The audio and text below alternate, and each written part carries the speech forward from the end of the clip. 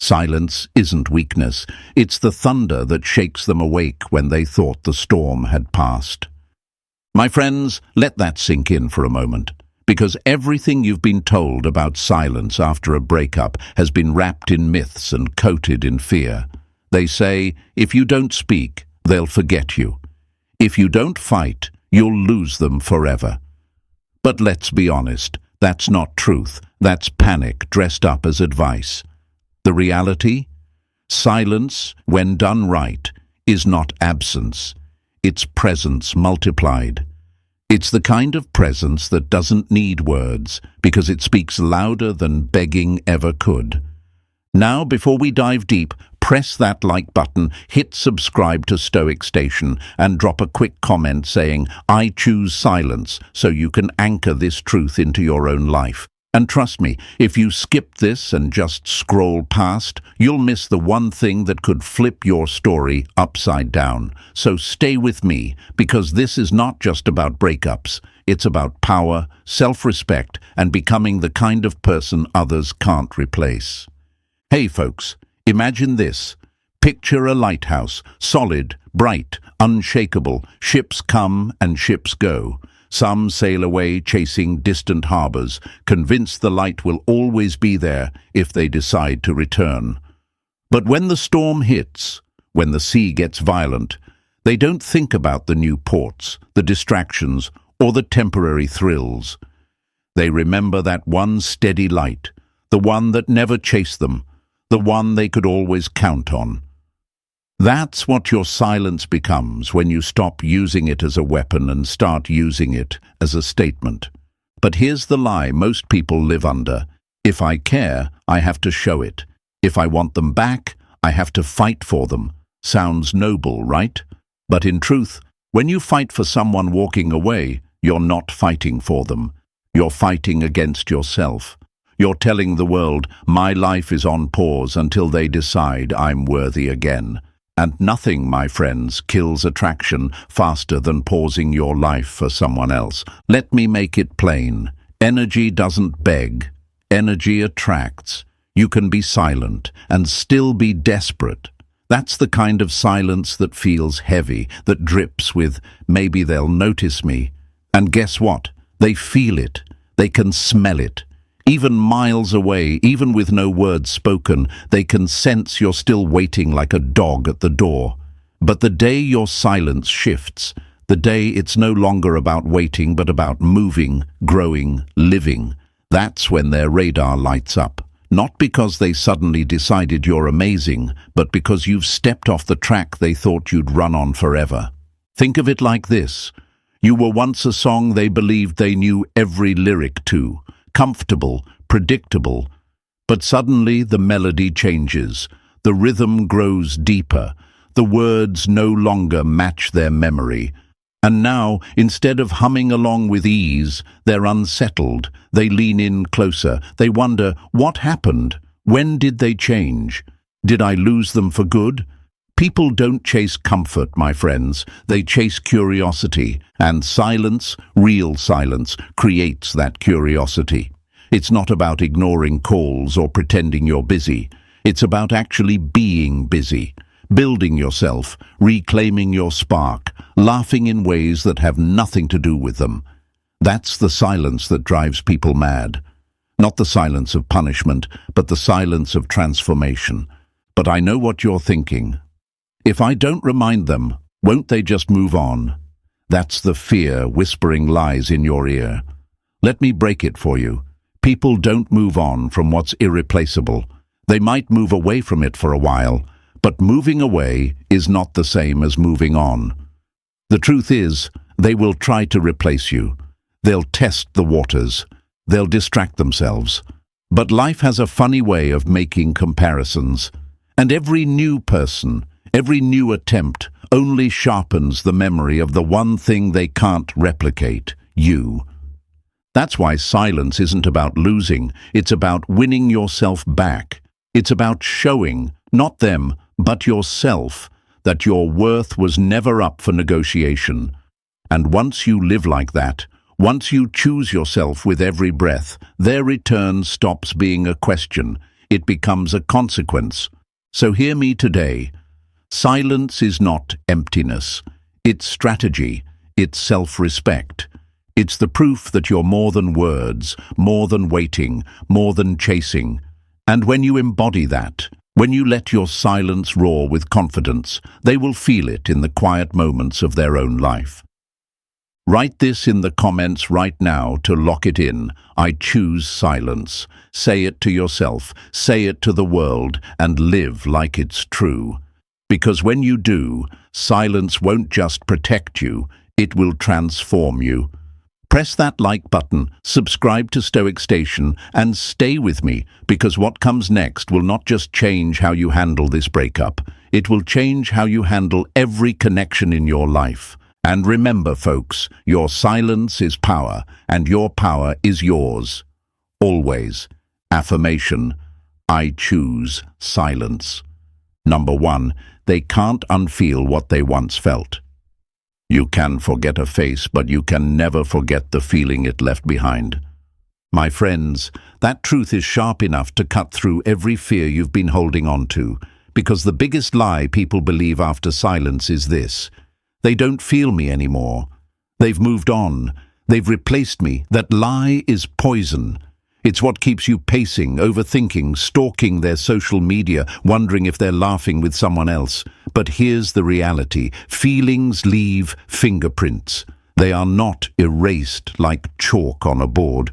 They are carved, etched deep into the bark of memory, and no amount of denial or distraction can scrub them away. Imagine walking into a room that smells exactly like your grandmother's kitchen when you were a child. You haven't thought about that place in years. You've grown, you've lived, you've built a whole new life. But the moment that scent hits you, it's like a time machine. You're back in that kitchen, heart pounding, flooded with emotions you didn't plan to feel. That's what happens to them, whether they admit it or not. The connection you once shared is not a file they can drag to the recycle bin. It's more like an engraving on stone. Time may weather it, the edges may blur, but the mark is permanent. And here's the part that makes them uneasy. They thought they could unfeel you. They thought distance and silence would dissolve what they once felt. But when your energy has touched someone in a way the world rarely does, it becomes part of their wiring. They can run, they can bury it under distractions, new people, or forced smiles. But every now and then, when life gets quiet, those feelings resurface like a song playing faintly in the background, uninvited, undeniable. This is where the fear creeps in, not your fear, but theirs. Because you represent something terrifying. You represent vulnerability. And vulnerability is rare. Most of the world wears armor. People perform. They hide. They pretend. But when they were with you, they let that armor slip. They showed pieces of themselves they don't show to just anyone. And once someone has seen those pieces, they can't unsee them. That scares them because it means part of their soul is still exposed. And the more they try to cover it, the more obvious the scar feels. Now, here's the trap you've got to avoid. Many people think, if they can't unfeel me, then I just need to remind them. I'll text them. I'll post something aimed at them. I'll drop hints that I'm still here. But listen closely. Reminders don't bring back feelings. They create pressure. And pressure suffocates attraction. You can't force someone to feel what they once felt. Emotions are not on-demand entertainment. They don't return through begging or breadcrumbing. They return through contrast. Think about it. When you're gone, not waiting, not frozen, but gone in the sense that you're moving forward, life itself becomes the reminder. They'll compare, they'll measure, they'll discover over and over that the connection they once had with you isn't something the world hands out freely. Maybe they'll date someone new. Maybe they'll chase that thrill of novelty. But one day, in the middle of a quiet drive, or after a disappointing night, it will hit them. The new can't replace the old. Copies don't replace originals. You can buy a replica of a rare painting, hang it proudly on your wall, but deep down, you know it's not the same. And this is why your silence is so powerful. It forces them to confront the reality without your help, without your performance. Every time you resist the urge to remind them, you're actually giving life space to do the work for you. They'll try to convince themselves they're fine. They'll tell their friends they feel nothing. They'll post pictures to prove it. But feelings are stubborn. They don't ask for permission. They surface at the worst times, and when they do, they don't fade. They grow sharper in contrast. But let's be real, my friends. This part is hard for you because your mind is a battlefield. Fear whispers, if I don't remind them, they'll forget me. Hope whispers, maybe if I just drop one sign, they'll realize. And comfort whispers, at least if I reach out, I'll know where I stand. But those are all lies in disguise. You don't need to remind them. You don't need to drop hints. You don't need to perform, because what's unforgettable does not need reminders. People don't move on from what is irreplaceable. They might move away for a season, but moving away is not the same as erasing. Sometimes it makes the memory sharper. And here's the twist. The moment you stop fearing their forgetfulness, you unlock a whole new energy. When you live like you don't need them to remember, you become even harder to forget. Your laughter sounds different. Your presence feels different. Your silence carries weight, not desperation. That's when their mind betrays them. That's when the thought creeps in. If they were this incredible when I knew them, and they're even better now, what have I done? That's when the regret builds, not as a sudden explosion, but as a quiet, constant hum they can't silence. Think of it like smoke. They used to hold you, predictable, easy to grasp. But now, every time they reach for you, it slips through their fingers. They remember the warmth. They remember the ease. They remember being seen without having to perform. And then they look at their life now, and they realize how rare that truly was. That realization is the seed of their return. Not your words, not your reminders, their own comparisons. So your job is not to chase. Your job is not to hover, waiting for the seed to sprout. Your job is to live in such a way that when they do look back, they see someone worth missing. And when they look at you now, they see someone worth chasing. That's the shift. That's the power of silence.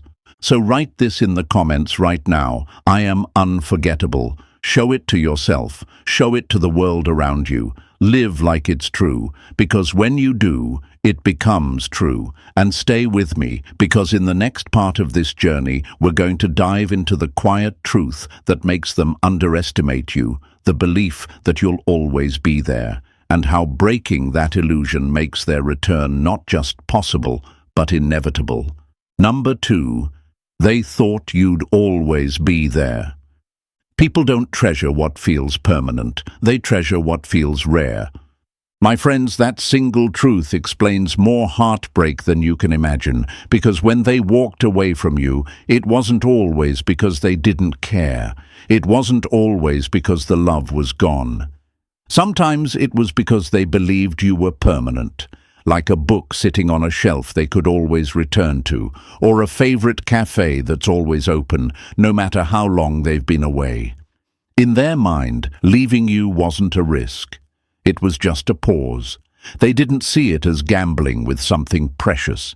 They saw it as wandering with the safety net that you'd always be there if things didn't work out. And maybe for a while, you proved them right. Maybe you kept the door unlocked. Maybe you left the light on. Maybe you thought that by showing loyalty, by proving your patience, by waiting with quiet devotion, they would see your worth and rush back into your arms. But here's the uncomfortable truth. Loyalty without boundaries isn't loyalty. It's self-abandonment. And when someone believes they can leave without losing you, urgency dies, the fire goes cold. Picture a fireplace, my friends. When the flames are roaring, when the light is dancing and the heat is pouring out, you notice it. You crave it. You draw near. But if you believe that fire will never fade, if you know it will always be waiting, no matter how long you leave the room, You stop running back to it. You get careless. You assume its warmth is eternal. That's how they saw you, not because you were weak, but because you became predictable.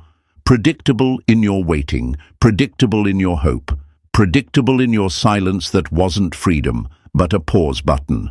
And let's be real, this predictability was not their fault alone. It was fueled by your fear.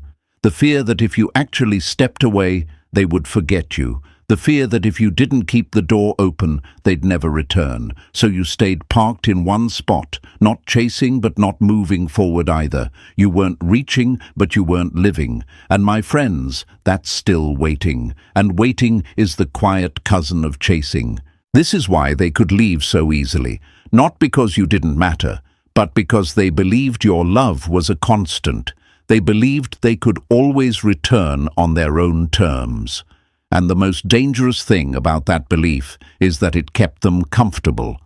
Comfortable enough to explore, to experiment, to test the waters with other people, all while holding on to the unspoken assurance that if those experiments failed, you would still be right there, arms open. That's not urgency, that's entitlement.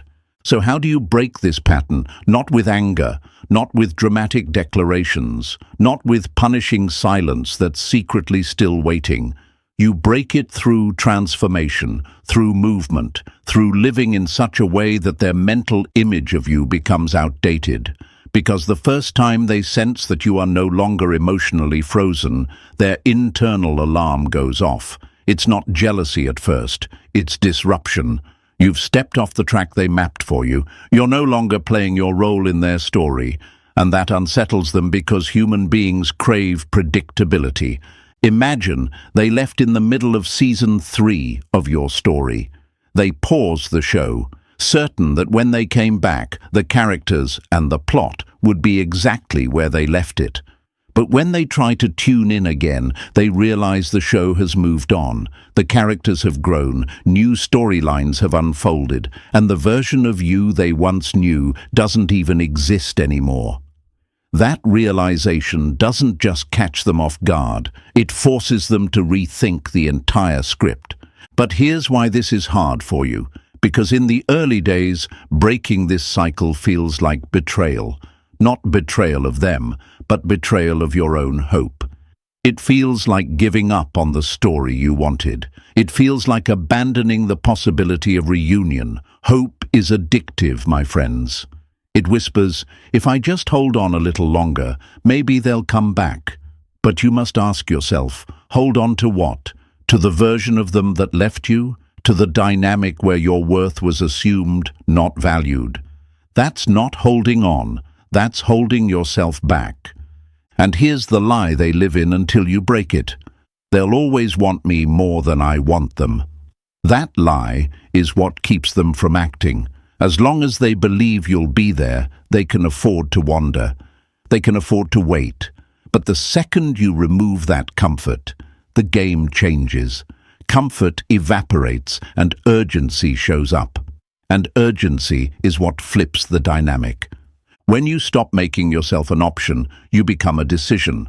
And decisions carry weight. Decisions can't be taken for granted. And nothing rattles the human mind more than realizing something they thought they owned is no longer guaranteed. That's when their thoughts start turning against them. What if I can't go back? What if someone else has their attention now? What if I miscalculated? That's when curiosity begins to bloom. But don't confuse power with performance. True power isn't slamming the door and shouting, "You'll regret this." That's still theatre, and theatre still revolves around them. True power is quiet. It's in the way you rearrange your life so thoroughly that their old access to you no longer exists. Not out of revenge, but out of respect for yourself. You're not making a point. You're making progress. And progress speaks louder than any post, louder than any text, louder than any attempt to prove you're doing fine. Think of it like a bridge. For a long time they crossed it daily, certain it would always be there. Then one day, without fanfare, without announcement, The bridge is gone. Not destroyed out of spite, but rebuilt into something stronger, with gates that don't open for everyone anymore. If they want to cross again, it won't be automatic. It will be earned, and that shift forces them to re-evaluate everything. And here's the beauty. When they thought you'd always be there, they underestimated your value. But the moment they see you've moved beyond that role, they start to see you differently, not just as someone they loved, but as someone they now have to pursue. And pursuit feels infinitely more rewarding than entitlement. When someone has to earn access, they cherish it. When they know it could slip away, they guard it. That's the shift silence plus growth creates. Of course, your mind will resist. It will whisper, "If I move forward, they'll forget me." But understand this, people don't forget rare. They forget common. They forget predictable. But rare is unforgettable. And when you stop being the predictable option, you transform into the rare treasure they can't replace. So write this in the comments right now to lock it in. I am not an option.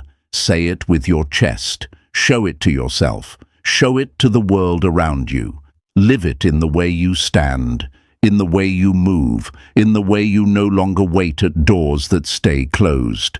Because when you live that truth, their comfort dies, their urgency rises, and their belief that you'll always be there crumbles into dust.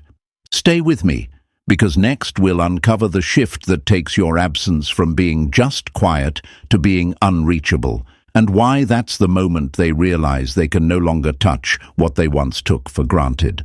Number 3, your energy becomes unreachable. The most powerful silence is not the one that withholds words, but the one that withholds access. My friends, this is the point where everything changes. Because until now, even in silence, they could still feel you. They could still sense your longing. They could still believe that if they knocked, you would open. And that belief gave them comfort. It allowed them to wander, to test the waters, to disappear, without fearing the consequences. Why? Because they thought your energy was still within reach. Let me paint the picture.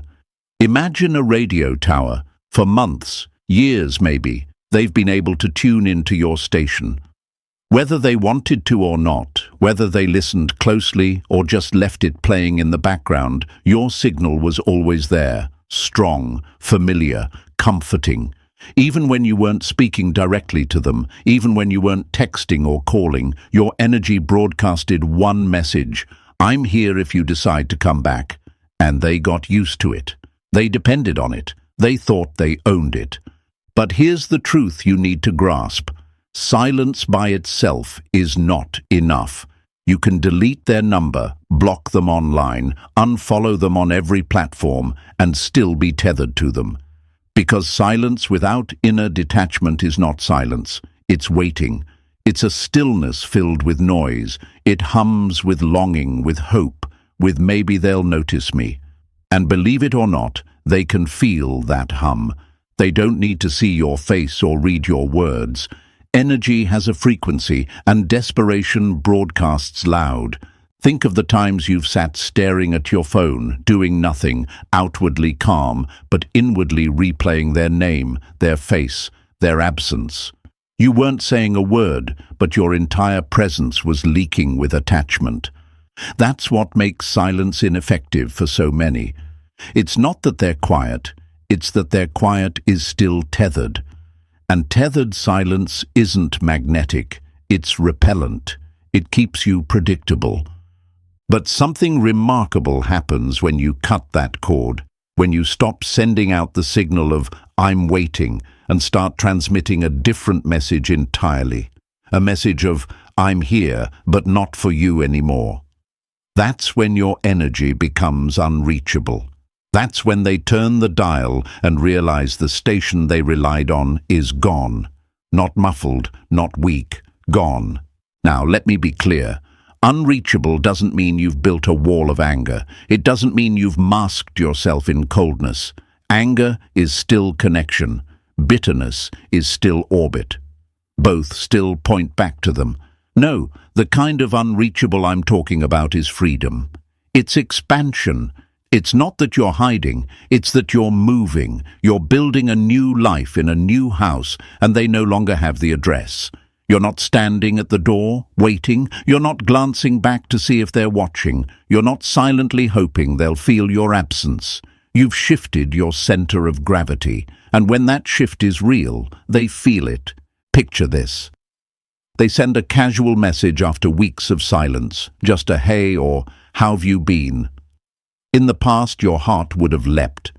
You would have replied immediately, pouring energy into proving you were still there. But now, you don't. Maybe you answer a day later, calm and brief. Maybe you don't answer at all, not out of spite, but out of clarity. And when they read your response, or worse for them, when they see no response at all, they feel something they haven't felt before.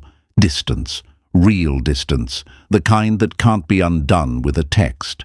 That distance unsettles them, because humans crave access. We value what we can touch, and when we can no longer reach something we once took for granted, its value multiplies in our mind. Think of it like fire on a cold night. If the fire is always there, always warm, you don't rush to it. You take it for granted, but step outside into the freezing air and realize you can't get back in.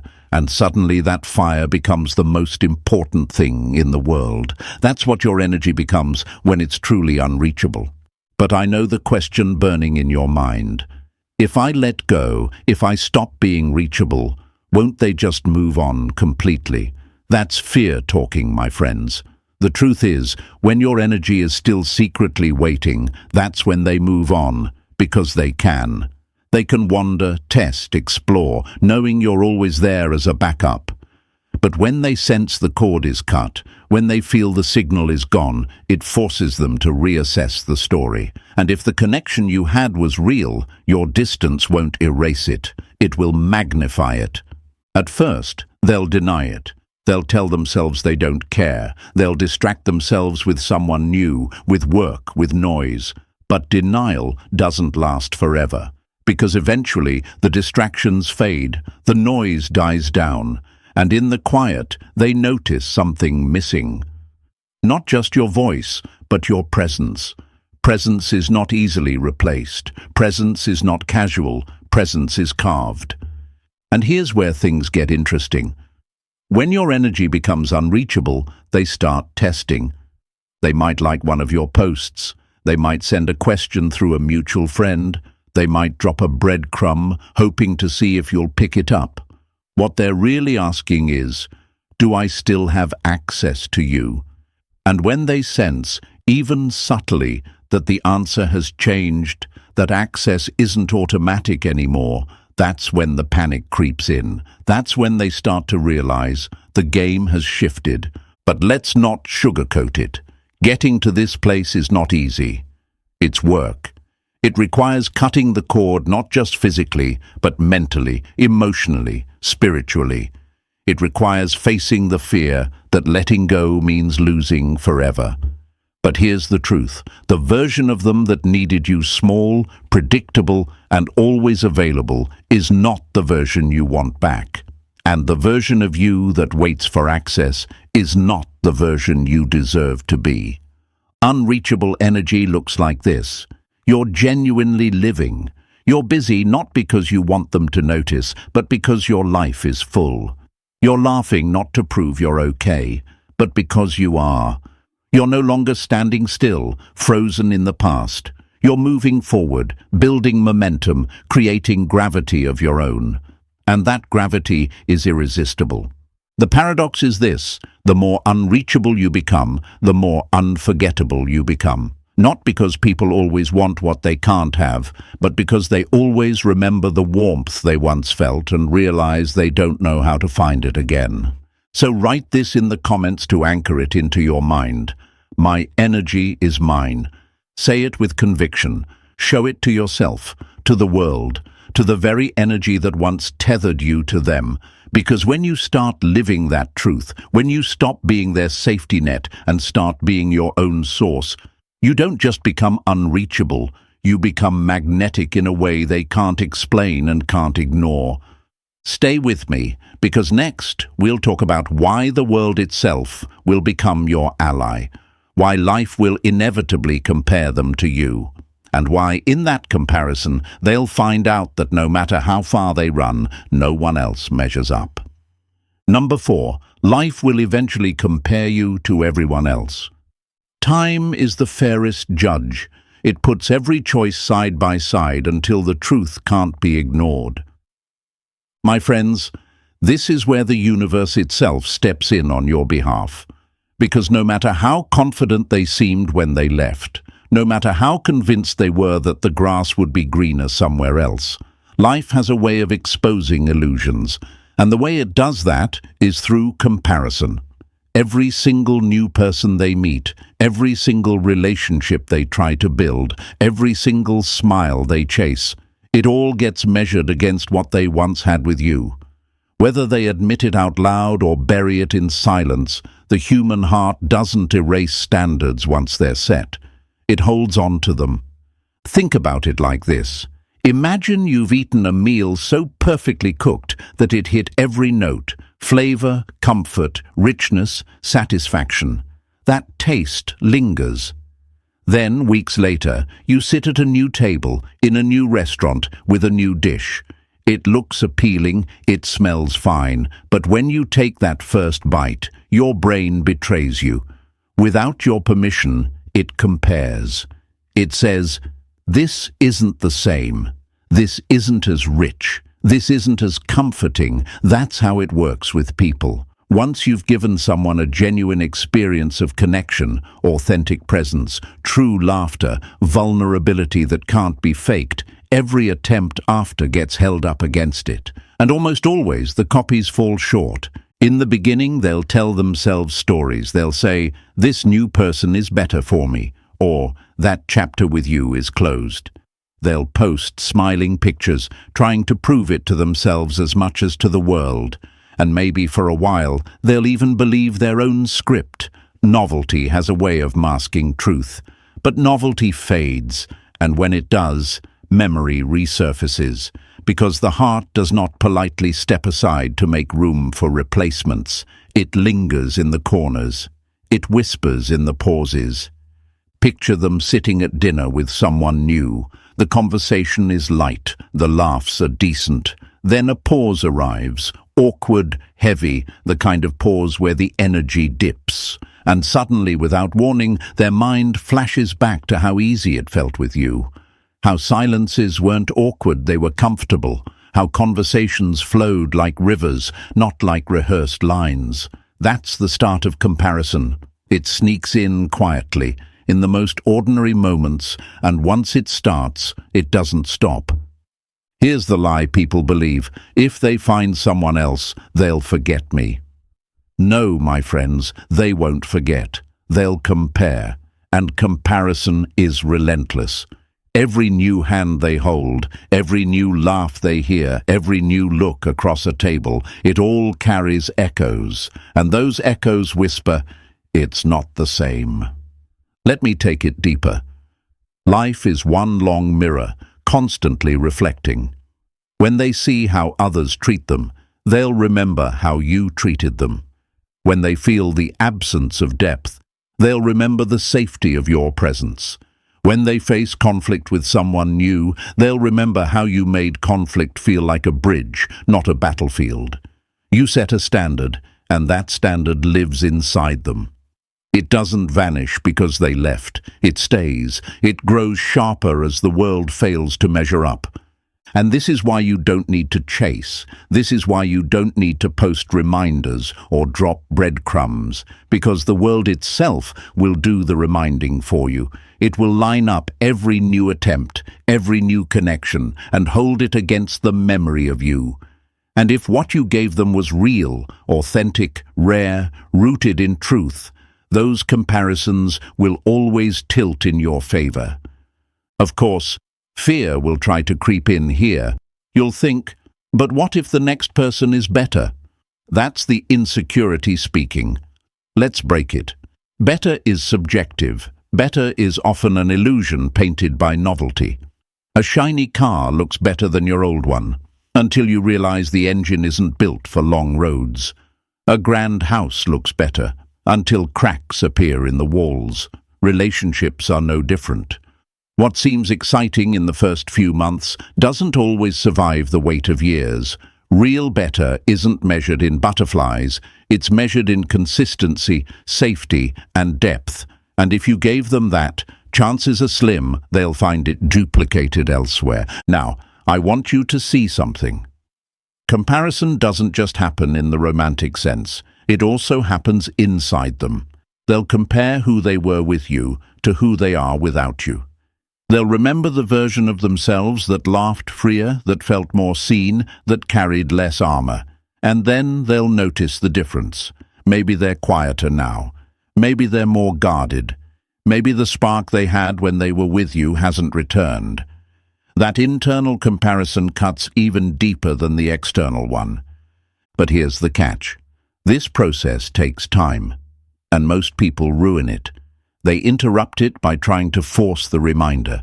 They get impatient and reinsert themselves, desperate to speed up what life is already doing. That's like pulling a cake out of the oven too soon. It collapses because it didn't have time to rise. Your silence, your absence, your growth, they are the oven. They're creating the contrast.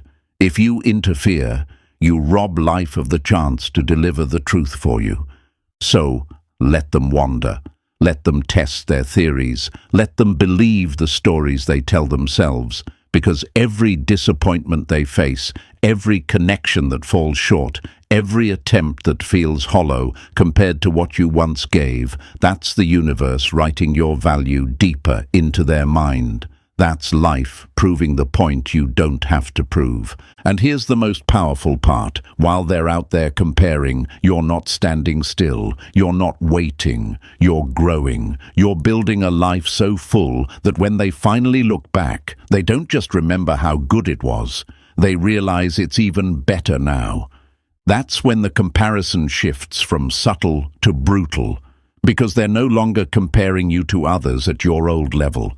They're comparing others to the evolved version of you, and nothing competes with that. So, don't fear comparison. Welcome it. Life is your ally here. Every new face they encounter, every moment they experience without you, it all sharpens the memory of who you were and magnifies who you've become. And the longer you stay silent, the more powerful that process becomes. Write this in the comments right now to seal it. I am the standard. Say it until you believe it. Because once you live like the standard, the world treats you like the standard. And stay with me, because in the next part of this journey, we're going to talk about what happens when your growth outpaces their expectations. When they come back expecting the old you, only to realize you've evolved into someone they can no longer predict. And that shock shakes them to their core. Number 5, your growth outpaces their expectations. Nothing rattles a person more than realizing the version of you they left behind no longer exists. My friends, this is the point that stings them the most. When they turned their back, when they walked away, they froze you in their mind. They pressed pause on the version of you they last saw. The one who was hurting, the one who was waiting, the one who they thought would orbit their absence forever, and they told themselves a story. If I ever come back, they'll still be there. That story gave them comfort. That story gave them power. But stories built on assumptions always collapse when reality shows up, and nothing shatters that illusion faster than growth. Here's the thing about people's mental images of you. They are based on old data. Old reactions, old insecurities, old rhythms. It's like a map of a city drawn years ago. They believe they can walk it blindfolded, hitting every corner, knowing every street. But when they finally return, they realize the city has changed. Whole new buildings rise where empty lots once stood. Streets have been rerouted. The places they thought they could find you don't even exist anymore. Suddenly they're lost in a place they thought they knew, and that loss of control unnerves them to their core. Think about it like a house they used to know inside out.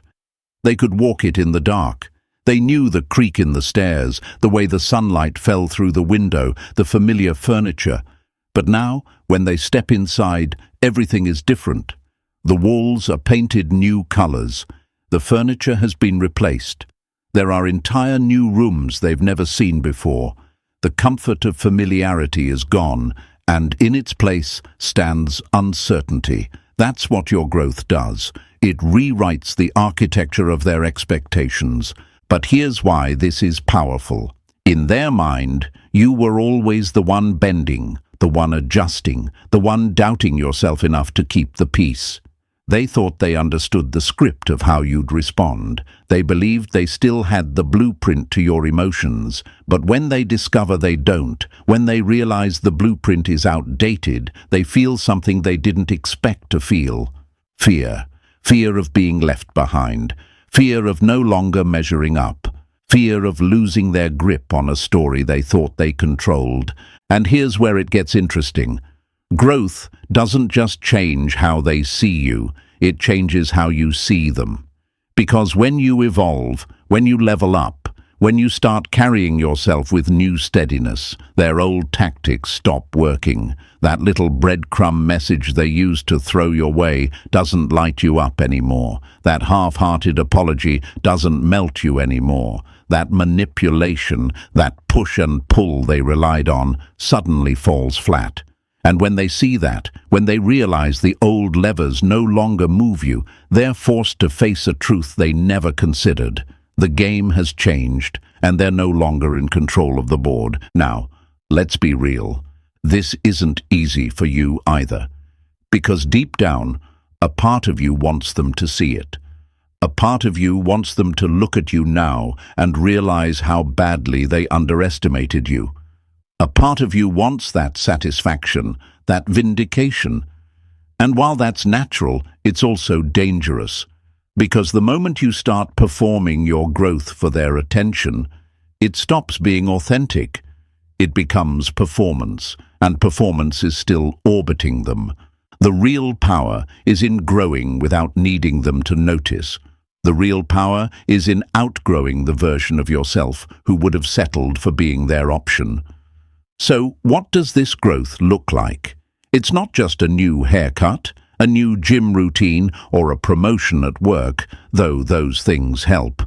Growth is deeper. It's in the way your voice no longer trembles when you speak your truth. It's in the way you laugh without glancing around for validation. It's in the way you carry yourself with calm steadiness, not hunger.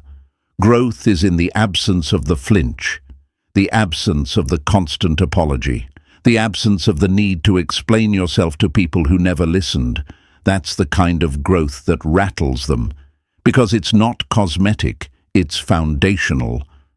Picture it like this. They walk back expecting to meet the same person they left, the one they could predict, but instead they meet someone new, someone stronger, someone they don't recognize fully.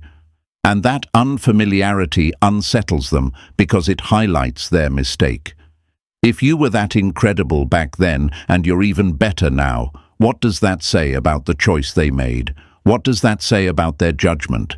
That's when regret creeps in, not as a single wave, but as a steady tide pulling at their pride. And let's not miss this point. Growth also changes the reunion itself, because by the time they're ready to return, you may not want them the same way anymore. You may look at them and realize you don't fit into that old pattern because you've simply outgrown it. You may see that their old ways, their old habits, their old complacency no longer match the person you've become. And that realization is powerful because it flips the question. The question stops being, will they come back? And becomes, do I even want them back? This is why growth is not about revenge. It's not about making them regret. It's about making yourself proud. It's about proving to yourself that your worth was never tied to their validation. And ironically, it's when you no longer need their recognition that they start chasing it. because people are wired to pursue what feels like it's moving forward without them. It's the same psychology that makes someone chase the train pulling away from the station. The further it moves, the more desperate they become to catch it. But here's the beauty. Your growth doesn't just make you harder to reach, it makes you harder to replace. Because once they realize you've advanced beyond the version they knew, they also realize that no one else will give them what you gave. No one else will mirror back the same safety, depth, and spark. And while they're scrambling to find a copy, you're busy creating something real, something new, something untouchable. So, my friends, write this in the comments right now to claim it. I am becoming unstoppable. Let the world see it. Let yourself see it. Because when your growth outpaces their expectations, you don't just disrupt their comfort. You dismantle it. You prove to yourself that your future is not chained to their absence, and you remind them in the most undeniable way that nothing is more magnetic than a person who outgrows the box they were placed in. Stay with me, because in the next part of this journey, we're going to talk about the final shift. When your peace disrupts their power, when your calm becomes louder than their control, and when they finally realize the one thing they once took for granted is the one thing they can no longer shake. Number 6. Your peace disrupts their power. Nothing unsettles a person more than the silence of someone they can no longer control. My friends, let that line hit you where it needs to. Because this is the point where the power dynamic flips. Not when you ignore their texts, not when you post a carefully staged photo to make them jealous, not even when you disappear for a while. The true turning point comes when your peace becomes unshakable. When they realize they no longer have the ability to stir your waters, that's when the grip they once had slips straight through their fingers. Think about it. When someone knows they can rattle you, they hold a kind of quiet power. It's not always malicious, not always intentional, but it's there. They know that if they send a text at 11 p.m., you'll light up and reply instantly. They know that if they pull back and give you silence, you'll stumble forward, desperate for reassurance. They know that if they drop a little breadcrumb of attention, you'll take it as a feast. And with every move, they feel bigger. Not because they truly are, but because your reactions feed their sense of control. Imagine a stone being dropped into a pond. Every time they made a move, whether good or bad, it sent ripples across your surface. Big ones, small ones, but always visible. They could stand on the shore and watch those ripples spread, knowing they still mattered, knowing they still influenced your emotional weather. That's how they knew they had access to you. But now, imagine the pond is still, crystal clear. They toss the stone and nothing happens. The surface remains calm. No ripples, no reaction. That, my friends, is the moment they start to feel small. And let's be honest, it doesn't start that way. In the beginning, peace feels impossible. You're tied up in the storm of what they did, what they said, what they didn't say. You're on edge, braced for the next wave of emotion they'll cause. A song comes on and you break. Their name pops up and your heart races. That's natural. But if you do the real work, the deep, gritty, unglamorous work of reclaiming yourself, something begins to shift. Slowly, quietly, but powerfully. You stop jumping at every notification. You stop replaying their words for hours. You stop checking their world like it's your job. You realize, piece by piece, that your peace is something you've been handing to them all along, and then you take it back. Here's the lie you have to break. If I stop reacting, they'll think I don't care, and then I'll lose them forever. No. That's fear talking. The truth is, as long as they can stir you, they'll believe they own a piece of you. They'll believe your silence is a performance, not freedom. They'll believe they can always walk back in and still matter. But the second they sense that they can no longer shake you, no longer pull your strings, no longer make your mood rise or fall with a single word, that's when they panic, because they realize the game they were playing is over, and they're not the one who ended it. Peace doesn't mean you stop caring. Don't get it twisted. Peace isn't apathy. Peace isn't cold indifference. Peace is the calm confidence that says, I can love you from afar, I can wish you well, but you don't get to set the temperature of my soul anymore. And that, my friends, is a different kind of power. The kind that can't be manipulated, the kind that doesn't need to shout, the kind that just is. Think of a cat chasing a toy. As long as the toy wiggles, as long as it runs, the cat is entertained, invested, obsessed. But the second the toy stops, whole, unmoved, the cat grows bored. It loses interest in batting it around. That's exactly how it works with people who once fed off your reactions. When you stop running, when you stop wiggling, when you sit calm and steady, they're forced to face themselves instead of distracting themselves with you. And most people don't like what they see in that mirror. This is where the disruption happens. They send a casual text, expecting the old version of you to light up, but instead you respond hours later, or not at all, with steady composure. They drop a subtle jab, expecting you to flinch, but you don't. They try to bait you with crumbs of attention, and you're not hungry anymore. That's when they realize something terrifying. They've lost the access they once had. They can no longer play God with your emotions. And when someone loses that kind of power, they have two options. They either step up or they step out. But whichever path they choose, you win.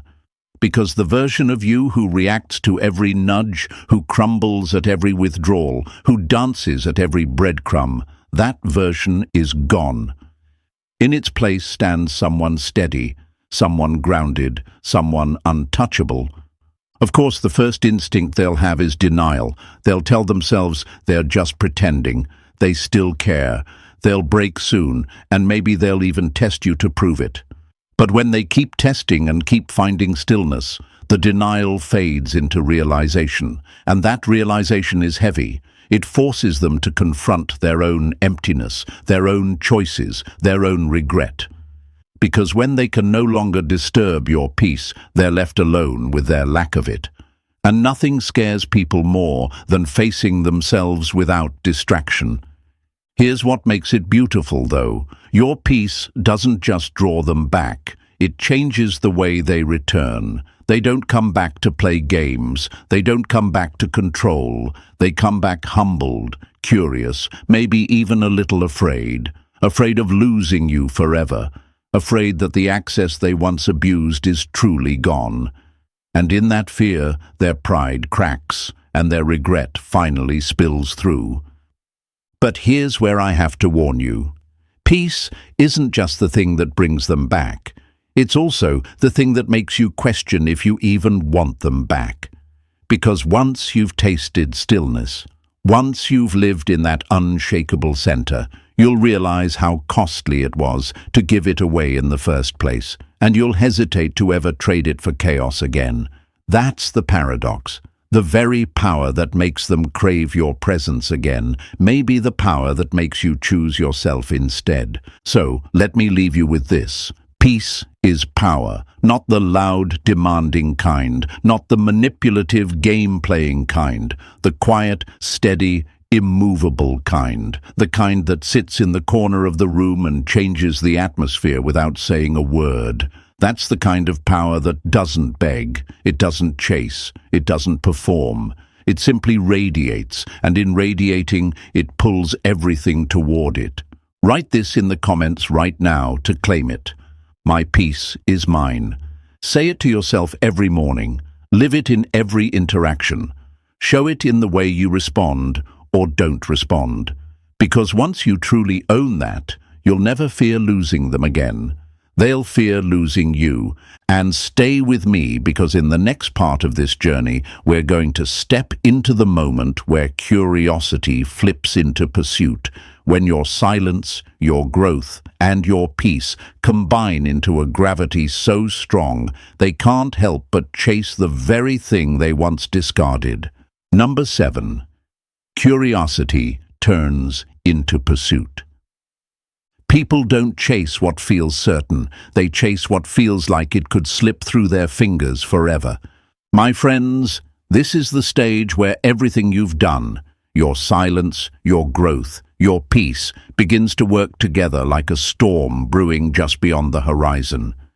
Because at first, silence unsettles them, growth shocks them, peace disarms them. But when all of that combines, something else awakens in their mind, curiosity, and curiosity, left unchecked, becomes pursuit. Let's slow it down. In the beginning, they thought they knew you.